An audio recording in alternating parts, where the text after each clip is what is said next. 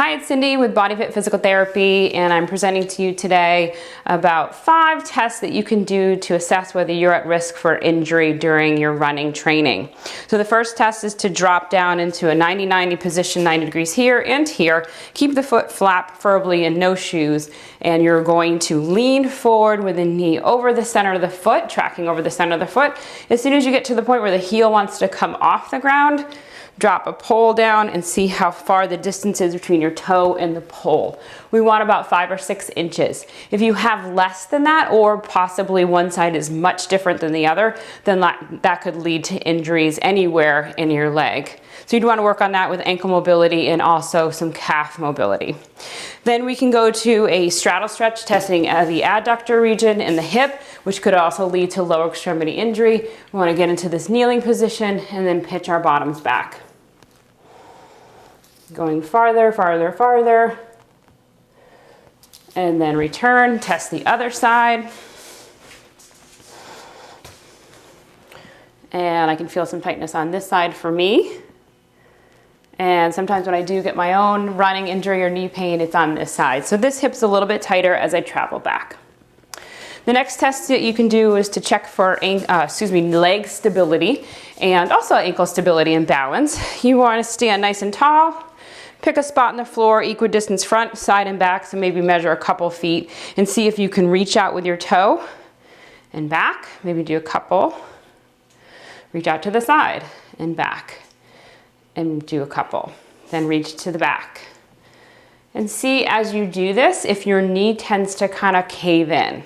So if it caves in, that might be a loss of stability here, strength in the quad, also some foot mechanical issues as well, maybe some pronation in the foot that's leading you to want to cave in. That could cause you injury anywhere throughout that leg.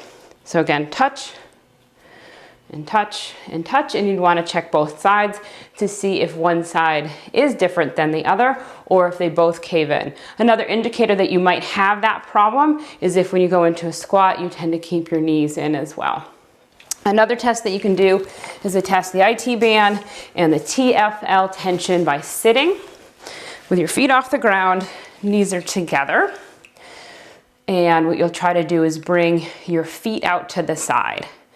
Both feet keeping the knees together. Look for imbalances, one side versus the other. So if one side kind of stays in more and the other side goes out, you want to do this in front of a mirror or with a partner. And you want to check for those imbalances, but you also want to see how far those legs go. We want about 40 to 45 centimeters between inside ankle to inside ankle, or inside heel to inside heel. So if there's a great loss, then you would have some tightness through this area and you would want to roll the TFL region to try to restore that. The other thing you can check is to see when you move out to this direction, if you feel a lot of tension in the front area here, kind of where your pockets would be. And if there's a lot of tension there versus in the glute area, then you're recruiting the TFL more. We don't necessarily want to do that, because then as we recruit the TFL more, that will tighten the IT band and lead to some lateral knee pain. So those are some of the tests. There's one other test that we can do, which is a glute test to test glute strength and stability. You want to lie down. Go into a bridge or hip thrust position. Knees are together, ankles together, arms are straight up. You want to bring your leg out in front of you like this. And you want to hold that, maybe 20 or 30 seconds. What we're looking for is whether you start to sag, if you're really wobbly, and also if you have a cramp in the leg that's holding you up. We don't want to have a cramp there. That means you're trying to recruit the hamstring versus use the glute to do this job, and the glute is what we want to use for power. So we want to test both sides. You'd reset and see if there's a difference, one side versus the other. And trying to hold that there and see if you fail earlier on one side versus the other, or you're wobbling more, or if you have that cramp. So those are the 5 tests that are kind of top 5 tests of what I test my clients for, and my running clients for as well. And some of the corrections for these, I will make another video shortly, and you can look for that on YouTube. Thanks.